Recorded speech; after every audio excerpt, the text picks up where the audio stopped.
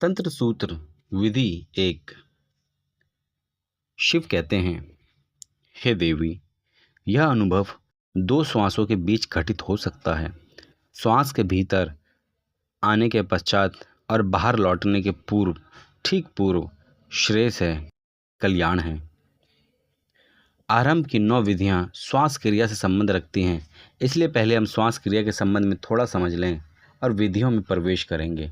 हम जन्म से मृत्यु के क्षण तक निरंतर श्वास लेते रहे हैं। इन दो बिंदुओं के बीच सब कुछ बदल जाता है, सब चीज़ बदल जाती है, कुछ भी बदले बिना नहीं रहता। लेकिन जन्म और मृत्यु के बीच श्वास क्रिया अचल रहती है। बच्चा जवान होगा, जवान बूढ़ा होगा, वह बीमार होगा, उसका शरीर रुग्ण और कुरूप होगा, सब कुछ बदल जाएगा। वह सुखी होगा, दुखी होगा, पीड़ा में होगा, सब कुछ बदलता रहेगा। लेकिन इन दो बिंदुओं के बीच आदमी श्वास भर सतत लेता रहेगा। श्वास क्रिया एक सतत प्रवाह है, इसमें अंतराल संभव नहीं है। अगर तुम एक क्षण के लिए भी श्वास लेना भूल जाओ तो तुम समाप्त हो जाओगे। यही कारण है कि श्वास लेने का जिम्मा तुम्हारा नहीं है, नहीं तो मुश्किल हो जाएगी। कोई भूल जाए श्वास लेना तो फिर कुछ भी नहीं किया जा सकता। इसलिए यथार्थ में तुम श्वास नहीं लेते हो क्योंकि उसमें तुम्हारी ज़रूरत नहीं है। तुम गहरी नींद में हो और श्वास चलती रहती है। तुम गहरी मूर्छा में हो और श्वास चलती रहती है। श्वसन तुम्हारे व्यक्तित्व का एक अलग तत्व है। दूसरी बात, यह जीवन के अत्यंत आवश्यक और आधारभूत है। इसलिए जीवन और श्वास पर्यायवाची हो गए हैं। इसलिए भारत में उसे प्राण कहते हैं। श्वास और जीवन को हमने एक शब्द दिया। प्राण का अर्थ है जीवन शक्ति, जीवनता। तुम्हारा जीवन तुम्हारी श्वास है। तीसरी बात, श्वास तुम्हारे और तुम्हारे शरीर के बीच एक सेतु है। सतत श्वास तुम्हारे शरीर से जोड़ रही है, संबंधित कर रही है। और श्वास ने सिर्फ तुम्हारे और तुम्हारे शरीर के बीच सेतु है, वे तुम्हारे और विश्व के बीच भी सेतु है। तुम्हारा शरीर विश्व का अंग है। शरीर की हर एक चीज़, हर एक कण, हर एक कोशिका विश्व का अंश है। यह विश्व के साथ निकटतम संबंध है और श्वास सेतु है। और अगर सेतु टूट जाए तो तुम शरीर में नहीं रह सकते, तुम किसी अज्ञात आयाम में चले जाओगे। इसलिए श्वास तुम्हारे और देश काल के बीच सेतु हो जाती है। श्वास के दो बिंदु, दो छोर हैं। एक छोर है वहाँ जहाँ शरीर और विश्व को छूती है, और दूसरा वह छोर है जहाँ वह विश्वातीत को छूती है। और हम श्वास के एक हिस्से से परिचित हैं। जब वह विश्व में शरीर में गति करती है, लेकिन वह सदा ही शरीर से अशरीर में गति करती है। अगर तुम दूसरे बिंदु को, जो सेतु है, ध्रुव है, जान जाओ, तुम एकाएक रूपांतरित होकर एक दूसरे ही आयाम में प्रवेश कर जाओगे। लेकिन याद रखो, शिव जो कहते हैं वह योग नहीं है, वह तंत्र है। योग भी श्वास पर काम करता है, लेकिन योग और तंत्र में काम में बुनियादी फ़र्क है। योग श्वास क्रिया को व्यवस्थित करने की चेष्टा करता है। अगर तुम अपनी श्वास को व्यवस्था दो तो तुम्हारा श्वास सुधर जाएगा। इसके रहस्य को समझो तो तुम्हें स्वास्थ्य और दीर्घ जीवन मिलेगा। तुम ज़्यादा बली, ज़्यादा ओजस्वी, ज़्यादा जीवंत, ज़्यादा ताज़ा हो जाओगे। लेकिन तंत्र का इससे कुछ लेना देना नहीं है। तंत्र श्वास की व्यवस्था की चिंता नहीं करता। भीतर की ओर मुड़ने के लिए वह श्वास क्रिया का उपयोग भर करता है। तंत्र में साधक को किसी विशेष ढंग की श्वास का अभ्यास नहीं करना चाहिए, कोई विशेष परिणाम नहीं करना चाहिए। प्राण को लयबद्ध नहीं बनाना है, बस उसके कुछ विशेष बिंदुओं के प्रति बोधपूर्ण होना है। श्वास प्रश्वास के कुछ बिंदु हैं जिन्हें हम नहीं जानते। हम सदा श्वास लेते हैं, श्वास के साथ जन्मते हैं, श्वास के साथ मरते हैं, लेकिन उसके कुछ महत्वपूर्ण बिंदुओं को बोध नहीं है। और यह हैरानी की बात है। मनुष्य अंतरिक्ष की गहराइयों में उतर रहा है, खोज कर रहा है, वह चांद पर पहुंच गया है, लेकिन वह अपने जीवन के इस निकटतम बिंदु को नहीं समझ सका। श्वास के कुछ बिंदु हैं जिसे तुम कभी देखा ही नहीं है। वे बिंदु द्वार हैं, तुम्हारे निकटतम द्वार हैं, जिनसे होकर तुम एक दूसरे ही संसार में, एक दूसरे ही अस्तित्व में, एक दूसरी ही चेतना में प्रवेश कर सकते हो। लेकिन यह बिंदु बहुत सूक्ष्म है। जो चीज़ जितनी निकट हो उतनी ही कठिन मालूम पड़ेगी। श्वास तुम्हारे इतना करीब है कि उसके बीच स्थान ही नहीं बना रहता। यह इतना अलग स्थान है कि उसे देखने के लिए बहुत सूक्ष्म दृष्टि चाहिए। तभी तुम उन बिंदुओं के प्रति बोधपूर्ण हो सकते हो। ये बिंदु इन विधियों के आधार हैं। शिव उत्तर में कहते हैं, हे देवी, यह अनुभव 2 श्वासों के बीच घटित हो सकता है। श्वास के भीतर आने के पश्चात और बाहर लौटने के ठीक पूर्व श्रेयस है, कल्याण है। यह विधि है देवी। यह अनुभव 2 श्वासों के बीच घटित हो सकता है। जब श्वास भीतर अथवा नीचे को आती है, उसके बाद फिर श्वास लौटने को ठीक पूर्व श्रेयस है। इन 2 बिंदुओं के बीच होशपूर्ण होने की से घटना घटती है। जब तुम्हारी श्वास भीतर आए तो उसका निरीक्षण करो। उसके फिर बाहर या ऊपर के लिए मुड़ने के लिए एक क्षण के लिए या ये क्षण के 1000वें भाग के श्वास बंद हो जाती हैं। श्वास भीतर आती है और वहाँ एक बिंदु है जहाँ वह ठहर जाती है। फिर श्वास बाहर जाती है और जब श्वास बाहर जाती है तो वहाँ एक बिंदु पर ठहर जाती है और फिर वह भीतर को लौटती है। श्वास के भीतर या बाहर के लिए मुड़ने के लिए पहले एक क्षण है जब तुम श्वास नहीं लेते हो। उसी क्षण में घटना घटित होती है, क्योंकि जब तुम श्वास नहीं लेते हो तुम संसार में नहीं होते हो। समझ लो कि जब तुम श्वास नहीं लेते हो तब तुम मृत हो। तुम हो लेकिन मृत, लेकिन यह क्षण इतना छोटा है कि तुम उसे कभी देख नहीं पाते। तंत्र के लिए प्रत्येक बहिर्गामी श्वास मृत्यु है और प्रत्येक नई श्वास पुनर्जन्म है। भीतर आने वाली श्वास पुनर्जन्म है, बाहर जाने वाली श्वास मृत्यु है।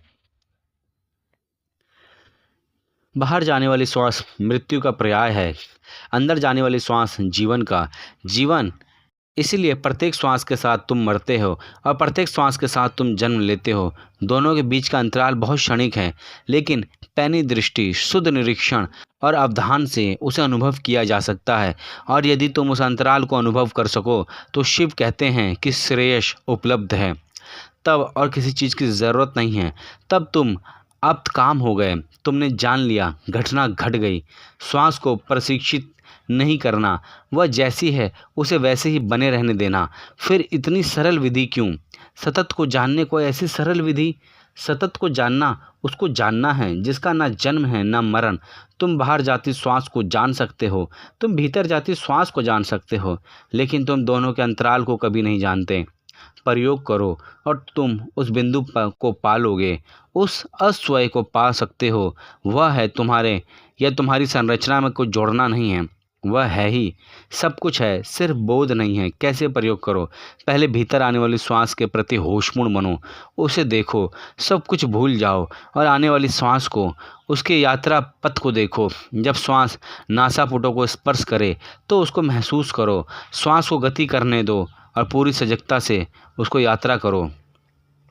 श्वास के साथ ठीक कदम से कदम मिलाकर नीचे उतरो, ना आगे जाओ ना पीछे जाओ, उसका साथ ना छूटे, बिल्कुल साथ साथ चलो। उसके स्मरण रहे, ना आगे जाना है ना छाया की तरह पीछे चलना है, समानांतर चलो। युगपथ श्वास और सजगता को एक हो जाने दो। श्वास नीचे जाती है, तुम भी नीचे जाओ, तभी उस बिंदु को पा सकते हो जो 2 श्वासों के बीच में है। यह आसान नहीं है। श्वास के साथ अंदर जाओ, श्वास के साथ भीतर आओ। बुद्ध ने इसी विधि का प्रयोग विशेष रूप से किया, इसलिए यह बौद्ध विधि बन गई। बौद्ध शब्दावली में से आनापानसति योग कहते हैं और स्वयं बुद्ध की आत्मोपलब्धि इस विधि पर आधारित थी। संसार के सभी धर्म, संसार के सभी दृष्टा किसी न किसी विधि के जरिए मंजिल पर पहुँचे हैं और वह सब विधियाँ इन 112 विधियों में सम्मिलित है। यह पहली विधि बौद्ध विधि है।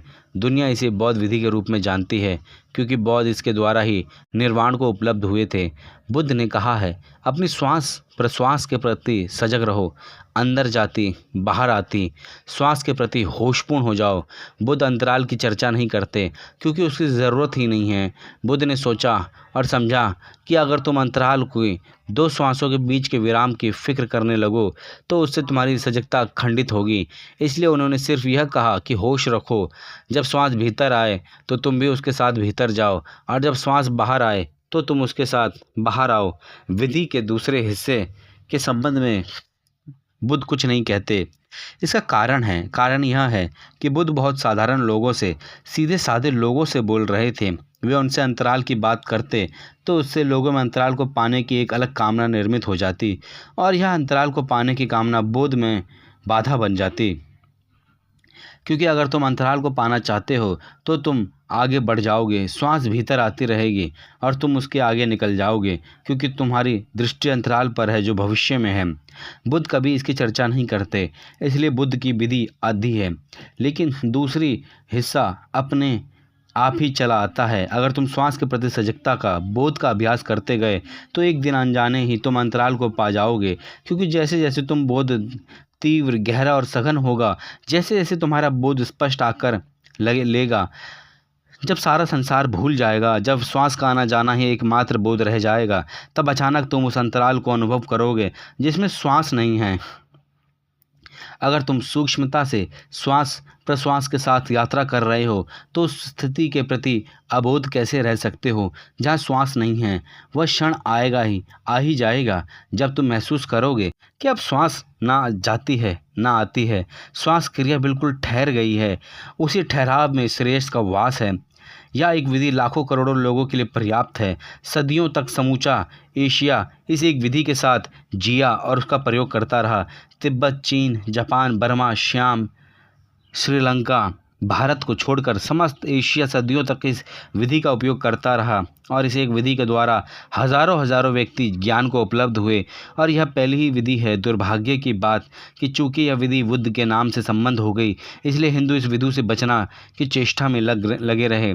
क्योंकि यह बौद्ध विधि की तरह प्रसिद्ध हुई, हिंदू इसे बिल्कुल भूल गए। इतना ही नहीं, उन्होंने और एक कारण से इसकी अवहेलना की, क्योंकि शिव ने सबसे पहले इस विधि का उल्लेख किया। उनके बौद्धों ने इस विज्ञान भैरव तंत्र के बौद्ध ग्रंथ को होने का दावा किया और वे इसे हिंदू ग्रंथ नहीं मानते। यह ना हिंदू है ना बौद्ध, और विधि मात्र विधि है। बुद्ध ने इसका उपयोग किया, लेकिन यह उपयोग के लिए मौजूद ही थी और इसी विधि को चलते बौद्ध बुद्ध हो गए। विधि तो बुद्ध से भी पहले थी, वह विधि मौजूद ही थी। इसका प्रयोग में लाओ और यह सरलतम विधियों में से है। अन्य विधियों की तुलना में मैं यह नहीं कहता कि ये विधि तुम्हारे लिए सरल है, अन्य विधियाँ अधिक कठिन होंगी। यही कारण है कि पहली विधि की तरह इसका उल्लेख हुआ है।